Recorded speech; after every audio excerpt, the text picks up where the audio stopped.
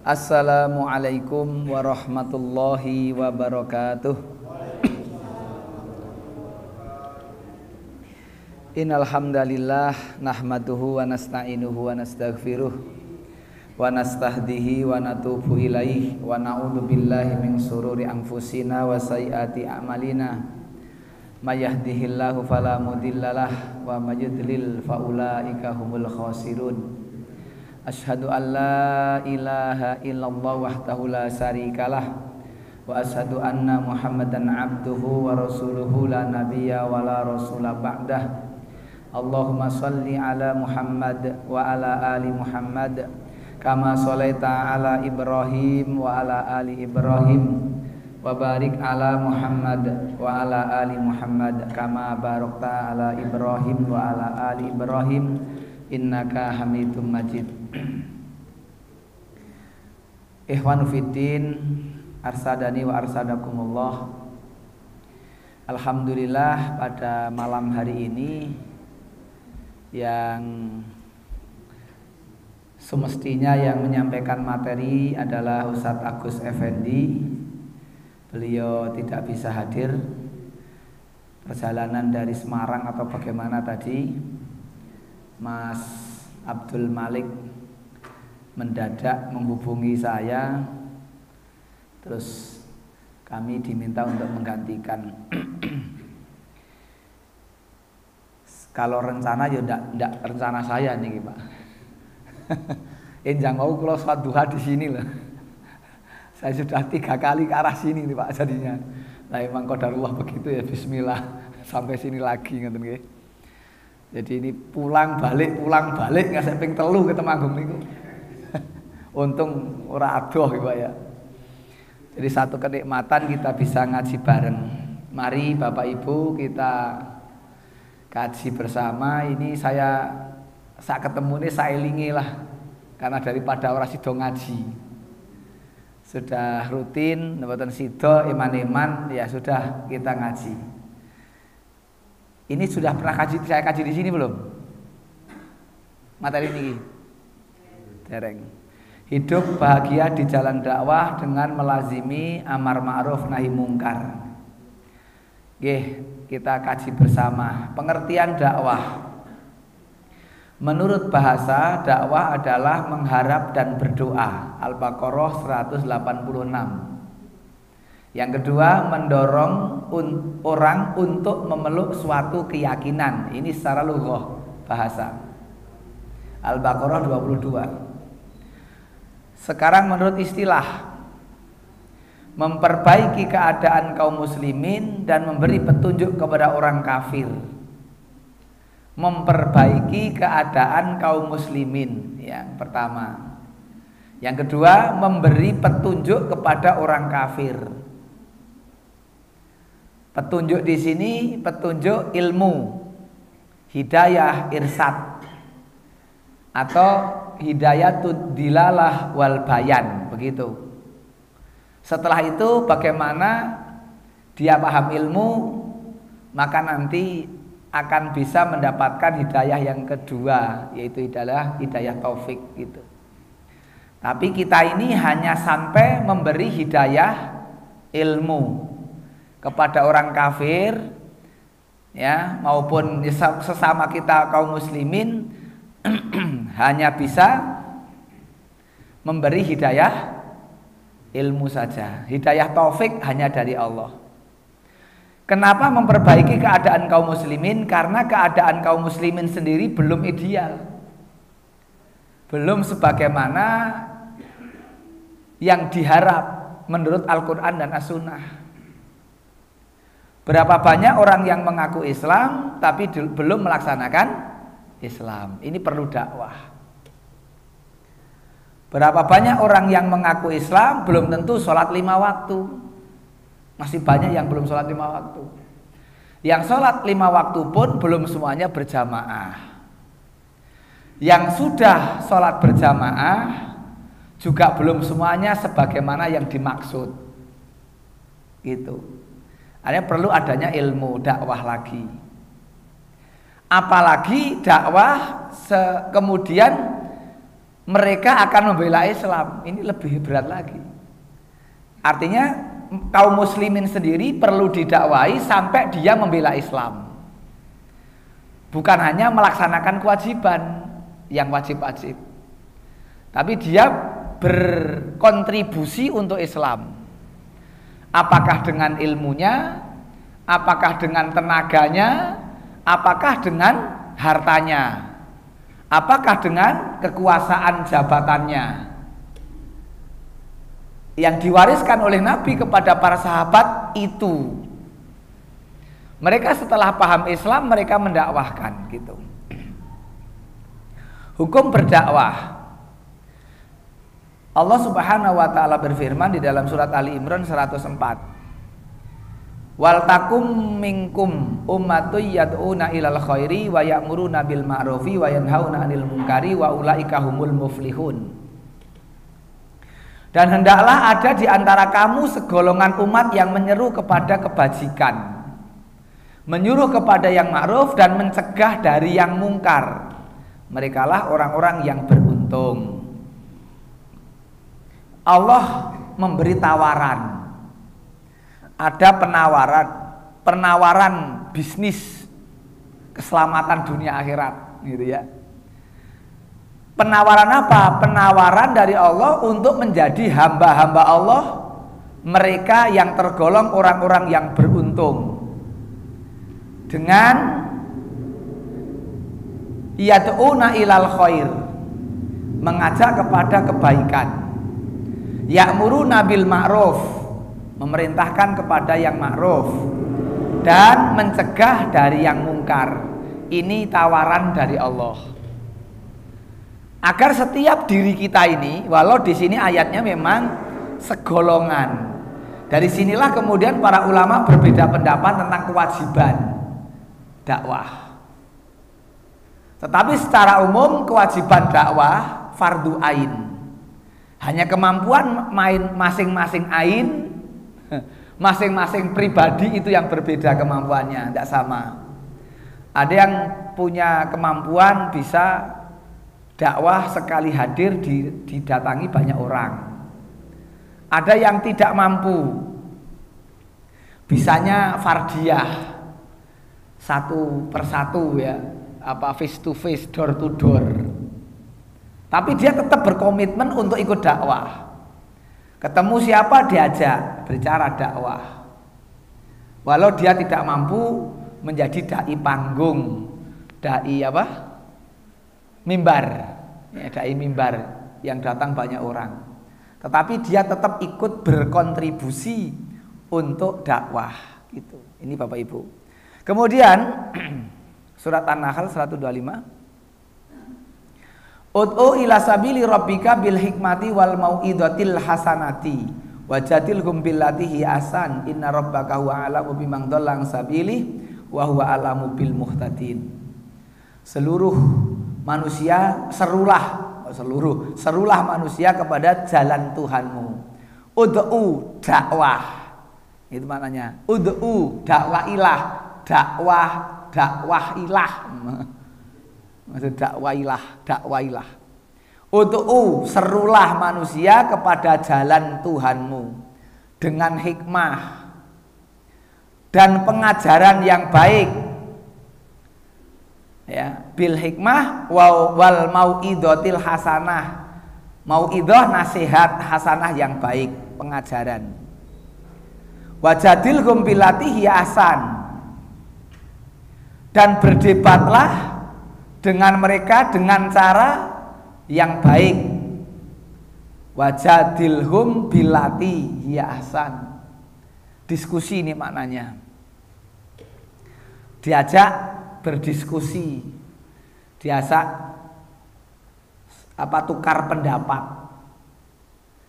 Itu bahasanya iqamatul hujjah. Iqamatul hujjah itu artinya menegakkan dalil. Gitu. Nek jane boten debat ini jane ini maknanya. Tapi nek debat itu konotasinya ke negatif. Nek debat niku mangke menang karo kalah. Nah gitu. Kita belum tentu menang tapi hujah sudah tersampaikan itu menang. Gitu. Artinya dalil-dalil bisa kita sampaikan, kebenaran bisa didengarkan mereka, walau mereka tidak tunduk, itu menang. Nek debat itu juga menang-menangan, kudu manut, ramanut jadi kalah. Gitu ya. Ini artinya ya maknanya ya jidal itu memang kayak aslinya juga kayak jidal itu memang kayak debat. Gitu ya. Kemudian inna rabbaka wa alamu bimang dhalla an sabilihi wa alamu bil muhtadin. Dialah yang lebih mengetahui, dialah Allah yang lebih mengetahui siapa yang sesat dari jalannya, dan dialah yang lebih mengetahui siapa yang mendapatkan petunjuk. Bapak Ibu, ini maknanya kita sampaikan saja hujah, dalil-dalil. Lah apakah dia akan mengikuti dalil berarti dia mendapat petunjuk, atau dia menyelisihi dalil dia sesat? Gitu di situ. Kalau dia tidak tunduk kepada hujah, alasan, berarti dola. Dan semua dalil, alasan sudah sampai semua. Tidak ada yang disembunyikan oleh Rasul, dan tidak ada yang disembunyikan oleh murid-muridnya Rasul. Semua disampaikan. Persoalannya nafsu manusia yang kadang menolak. Ngerti nek kowe bener ning lingak-linguk ora ono kancane. Lingak-lunguk kok ya urung umum ya gitu. Ndelok kiwa tengen ora umum ya njo sing umum ae nglakoni. Begitu Bapak Ibu sekalian, ngoten nggih. Kemudian al-mu'min wal mu'minuna wal mu'minatu ba'duhum awliya'u ba'dzin ya'muruna bil ma'rufi wa yanhauna 'anil munkari wa yuqimuna shalah wa yu'tuna zakah wa yuti'una Allaha wa rasulah ulaika sayarhamuhumullah wa terus innallaha azizun hakim. Dan orang-orang yang beriman, laki-laki dan perempuan, sebagian mereka menjadi penolong bagi sebagian yang lain. Mereka menyuruh berbuat yang ma'ruf dan mencegah dari yang mungkar. Melaksanakan sholat, menunaikan zakat, dan taat kepada Allah dan Rasul-Nya. Mereka akan diberi rahmat oleh Allah. Sungguh Allah Maha Perkasa, Maha Bijaksana. Antara sesama kaum muslimin, orang-orang mukmin, satu dengan yang lain adalah wali, aulia, wali. Di sini maknanya saling menolong. Jadi jangan dibiarkan orang lain ketika kita mampu mengingatkan. Bahkan Rasul memberikan nasihat kepada kita, peringatan kepada kita, kalau kita melihat kemungkaran kemudian kita diam, kita disebut sebagai setan bisu. Setan bisu itu melihat hal yang tidak pas, kita diam. Ternyata kita jadi setan ning bisu. Jadi ternyata maka betul setan itu minal jinnati wanas. Setan dari golongan jin dan setan dari golongan manusia. Lah Masya Allah. Lah kadang-kadang kita jadi setan karena melihat kemungkaran menengahi, ngerti nek salah napa malah nimbrung Pak yo, malah nyengkuyung melu udu, melu nyokong nyonyong semene kan. Wong gek diam ae dunekke setan bisu kok malah nyokong. Nek nyokong jenenge napa niku?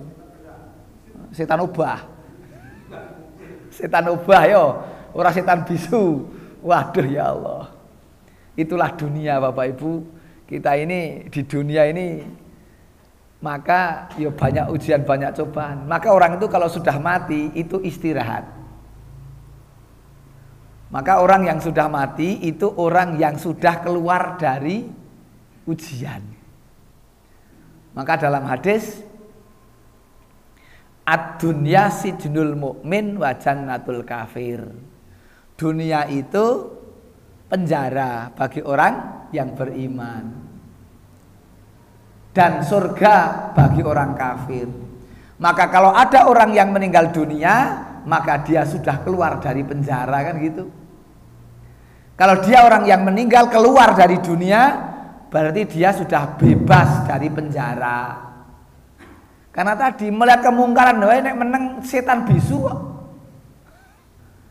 Kan kita toh di dunia ini hampir-hampir dituntut untuk selalu aktif, bergerak terus. Bapak Ibu, bawahnya,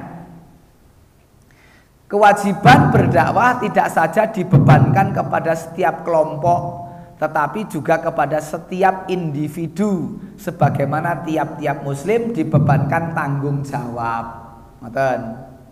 Seperti tugas sholat, zakat, bersikap benar dan jujur, ya, disesuaikan dengan kapasitas kemampuannya masing-masing, karena kemampuannya berbeda-beda. Ada yang diberi kemampuan lebih di sisi satu, di sisi yang lain dia lemah. Lah yang lain ada kelebihan. Disitulah kemudian aulia ba'dhum ba'din. Satu dengan yang lain saling menolong gitu. Saling menguatkan. Jarang yang sempurna. Jarang yang sempurna. Nek bisa sempurna, yo sugih, yo dakwah. Begitu. Punya kemampuan ilmu, kemampuan finansial. Itu lengkap. Wah, bagus. Ning ada sing tidak begitu. Langka lah yang begitu itu langka. Makanya di dalam hadis Nabi itu, orang yang paling utama itu adalah orang yang diberi ilmu dan diberi kemampuan beramal. Gitu ya. Ini di hadis yang innamad dunya li arbaati nafarin. Yang pertama, yang paling bagus, abdun razaqahullahu malan wa ilman. Kata Rasul, Allah itu membagi manusia menjadi 4. Yang pertama, abdun razaqahullahu mal wa ilman. Malan wa ilman. Ada seorang hamba yang oleh Allah diberi rezeki berupa mal, harta, dan ilmu. Ini yang paling bagus. Harta ada, ilmu ada. Karena dia punya ilmu, maka hartanya diamalkan. Ini yang paling bagus. Nek nomor 2 apa? Abdun razaqahullahu ilman walam yarzukhu malan. Nomor 2. Orang yang diberi oleh Allah rezeki berupa ilmu, tapi tidak diberi rezeki berupa harta. Dia punya ilmu tapi dia nggak punya harta.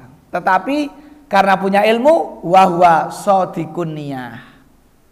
Dia niatnya jadi benar. Aku nek di duit, yo aku rek melu zakat.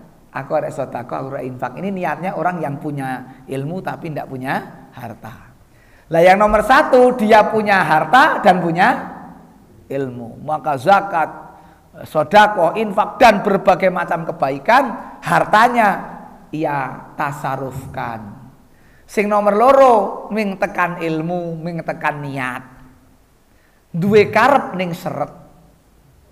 Ngoten niku. Wonten mboten sing kaya ngoten niku? Anten apa oke? Lah gitu ya, dia seret kahanane seret ning krengkete apik. Dia punya niat-niat yang baik, yang bagus, banyak kebaikan yang ingin ia kerjakan. Ning tadi. Ming tekan nih. Kenapa? Karena tidak diberi oleh Allah rezeki berupa harta. Itu Allah memberi gitu. Ada lagi yang nomor 3. Karena tadi 4. Yang nomor 3 apa? Abdun razaqallahu malan walam yarzukhu ilman. Nek sing wau pripun wau sing nomor 2? Kayak keliru niku wau. Si nomor 2 tadi apa? Orang yang punya ilmu tapi tidak punya harta. Nah, sekarang terbaliknya berarti. Yaitu orang yang punya harta tapi tidak punya ilmu. Nah, gitu. Nomor 3. Sing kaya ngeten iki wonten apa mboten? Kathah. Wah, hartanya banyak. Gitu. Ning ora duwe ilmu. Mobilnya enggak hanya satu, kendaraannya enggak hanya satu. Rumahnya bahkan enggak hanya satu. Ya sudah, perdagangan tokonya berbagai macam, kalau petani sawahnya, kebunnya banyak, ning rak duwe ilmu. Maka ini bahaya. Maka dalam hadis yang mungkin saya aturakan kemarin seminggu yang lalu ya, belum ada seminggu ya. Wong kula sowan hari Sabtu, malam Sabtu tuh. Wis sowan lagi nih. Apa kata Rasul? Nikmal malus soleh li rajulin soleh. Harta itu akan menjadi soleh ketika di tangan orang yang soleh. Harta itu akan menjadi istimewa kalau di tangan orang yang soleh. Gitu. Lah kalau harta di tangan orang yang tidak soleh, ngerusak. Cetha welo-welo, cetha jujur, ngerusak. Berarti sugih ki rapopo, sugih ki apik nek soleh. Nek ora soleh jangan sugih. Mau cetha to niku? Nek sekarang dong golek sugih masalah soleh, engko nomor piro lah. Lah inilah yang keliru, maka rusak dunia ini. Jadi punya kekuasaan, punya jabatan, punya harta, ora soleh, ngerusak dheweke, ngerusak tanggane, bahkan keluargane yo ngono, lan ngerusak kancane. Maka Rasul ketika menasihati Amr bin As, begitu Pak. Amr bin As yang baru 4 bulan masuk Islam, Pak. Kita sudah berapa tahun masuk Islam? Amr bin As itu baru 4 bulan masuk Islam. Di Madinah 4 bulan masuk Islam langsung dipanggil oleh Rasul. Diceluk itu. Rasul sudah melihat potensinya Amr bin As. Nah, pemimpin tuh gitu Pak. Pemimpin tuh harus tahu potensi masing-masing sahabat. Takmir itu harus tahu potensinya jamaah gitu loh Pak. Nanti dalam hal itu. Oh ini potensi ini, itu diberdayakan. Rasul memimpin begitu. Oh ini Amr bin As. Amr bin As ini sahabat radhiyallahu anhu ini tidak bisa kalau tidak jadi pemimpin dia. Rasul paham. Maka ditimbali, Amr bin As, ambil pakaianmu, pakaian perang, dan ambil senjatamu, pulang balik lagi, langsung didaulat jadi panglima perang dalam perang Dzatus Salasil. Beberapa waktu sebelum terjadinya Fathul Makkah, gitu. Jadi ada perang Fathul Makkah itu, pengepungan kota Makkah, jatuhnya kota Makkah, itu sebelumnya ada perang namanya Dzatus Salasil. Komandan panglimanya namanya Amr bin As. Didoakan oleh Nabi setelah itu. Doa apa? Kekayaan. Punya ghanimah, rampasan perang yang macam-macam begitu. Lah Amr bin As itu langsung mengatakan, ya Rasul, saya masuk Islam bukan karena itu. Saya masuk Islam karena Islam ini benar. Saya yakin Islam benar. Saya yakin Islam ini menjamin keselamatan dunia akhirat dan sebagainya. Bukan karena harta saya masuk Islam.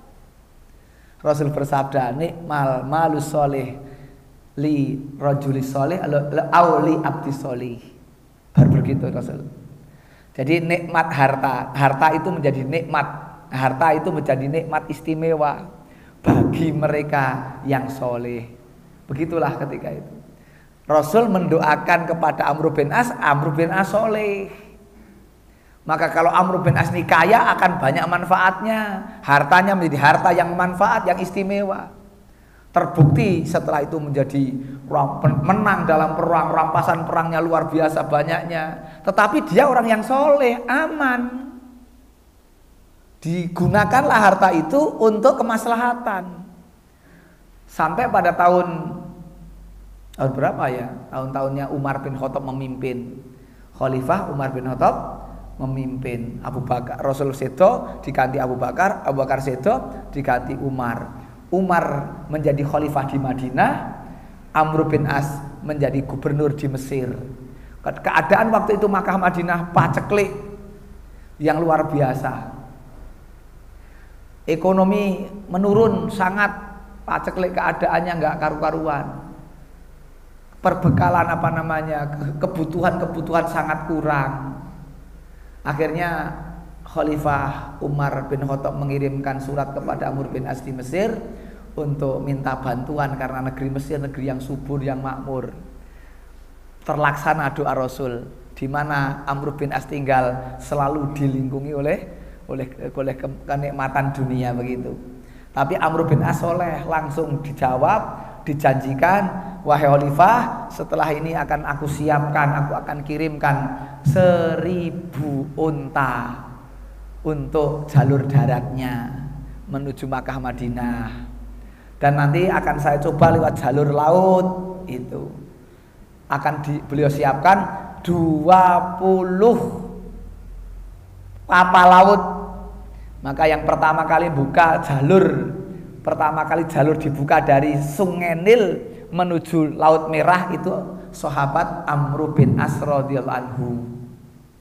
Wah, luar biasa Pak. 1000 unta saisine produk logistik. Kemudian tambah 20 kapal laut dikirimkan. Nikmal malu soleh li abdi soleh.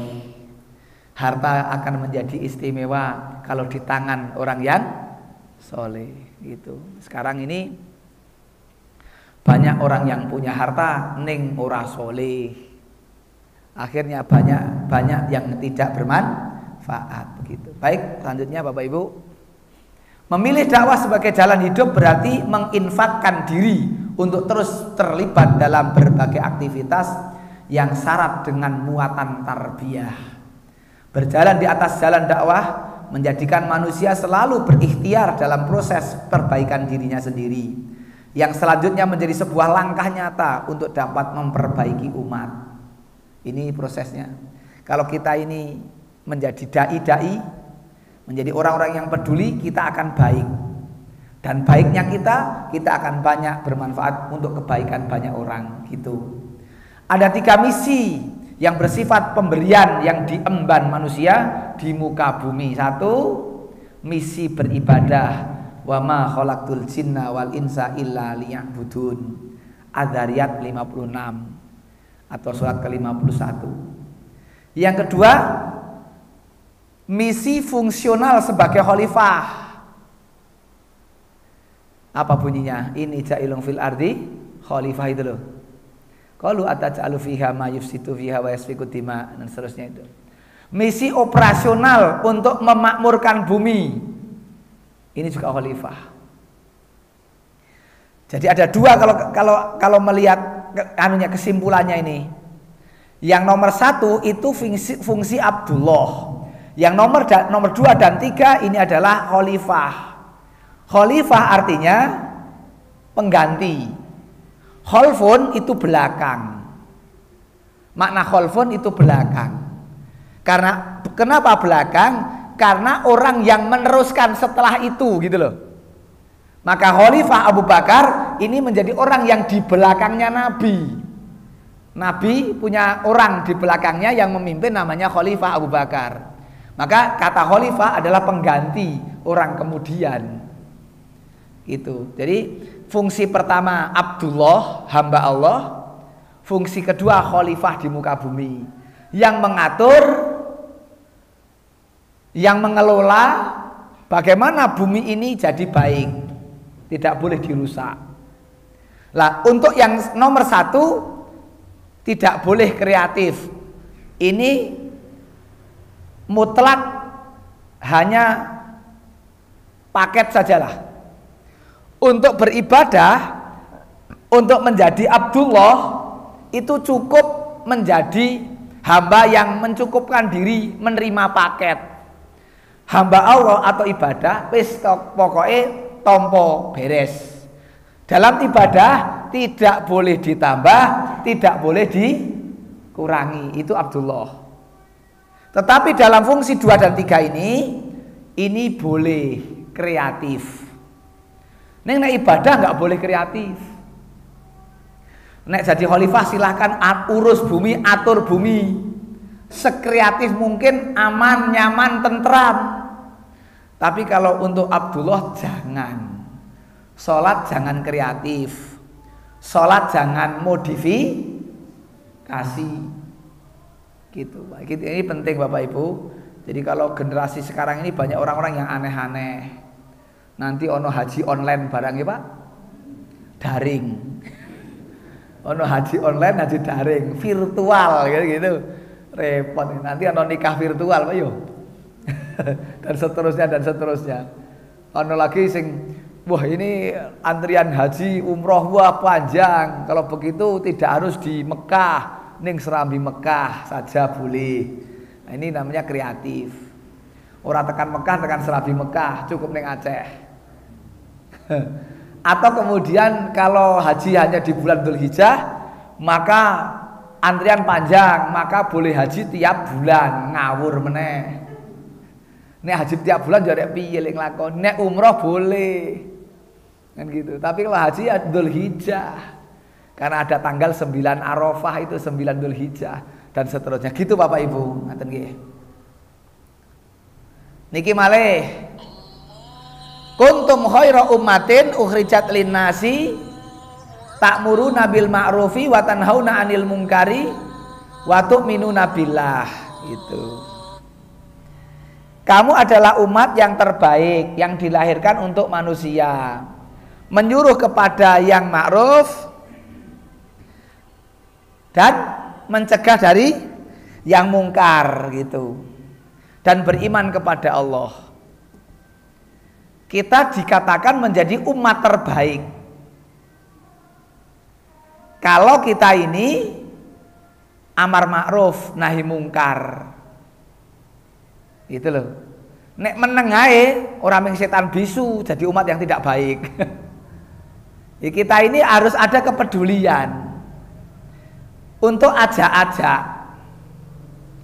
Masalah apakah yang diajak baik itu nerima atau tidak, itu hak Allah nanti, bukan kita. Neng tugas kita adalah mengajak.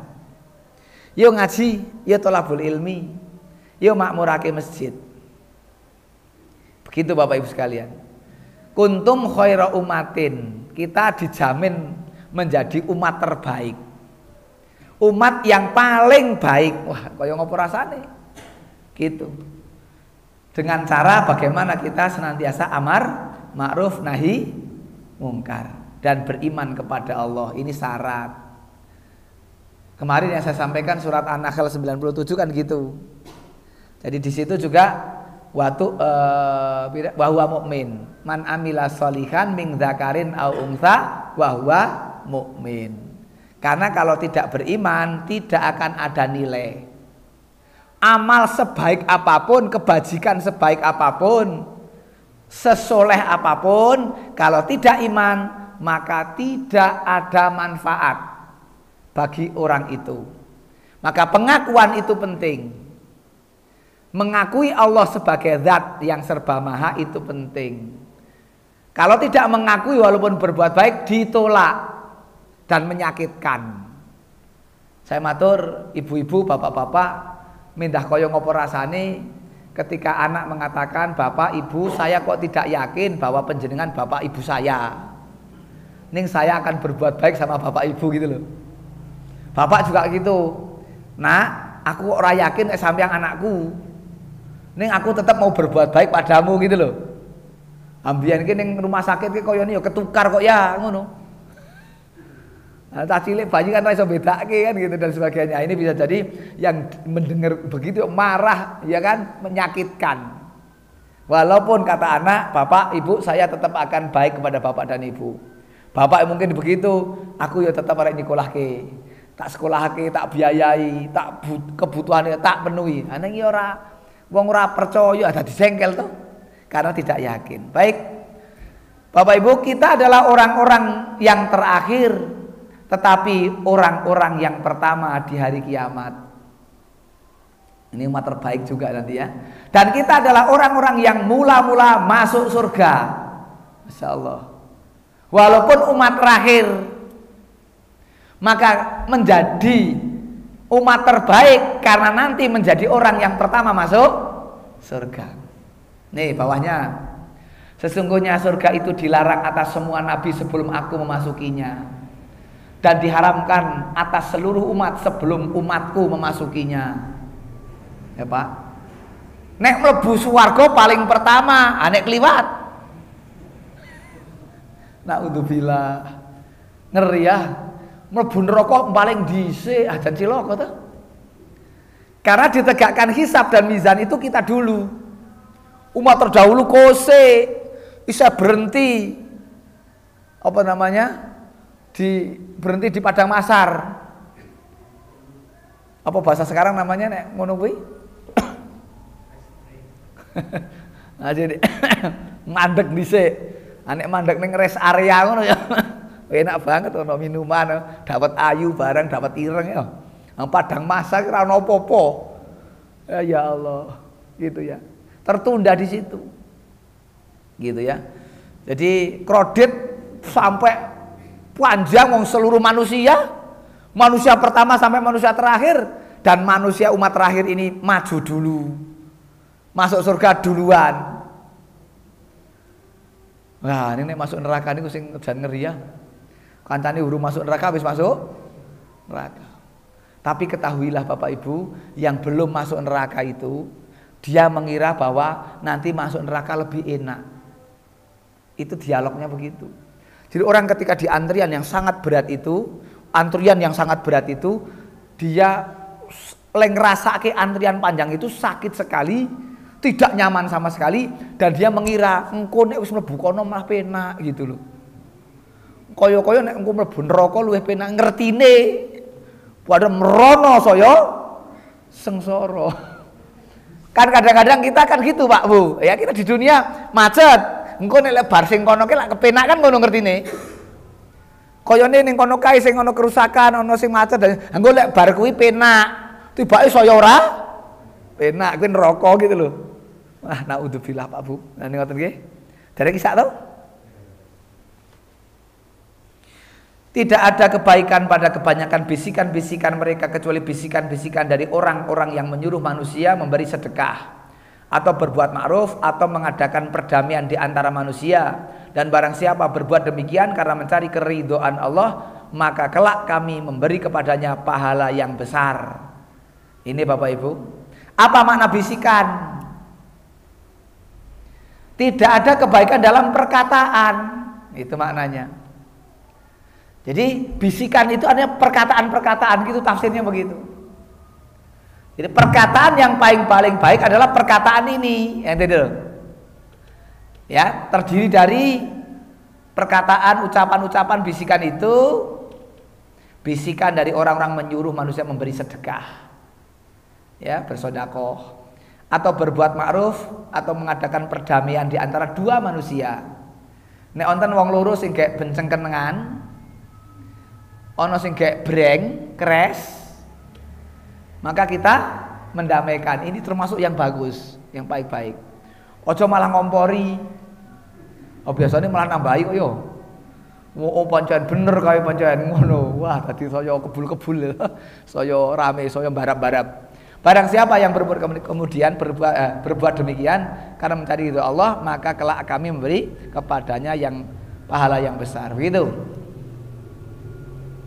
Ya gitu ya, tiga ini. Ya itu orang yang menyuruh manusia memberi sedekah, berbagi, menyuruh berbuat ma'ruf, mengadakan perbandingan di antara manusia. Baik. Nih terakhirlah sampai di sini dulu. Ummu Kulsum binti Uqbah. Aku belum pernah mendengar beliau Rasulullah SAW memberikan rukhsah, rukhsah keringanan terhadap apa yang diucapkan oleh manusia barang sedikit pun kecuali dalam 3 perkara. 1. Dalam peperangan. 2. Mengadakan perdamaian di antara manusia.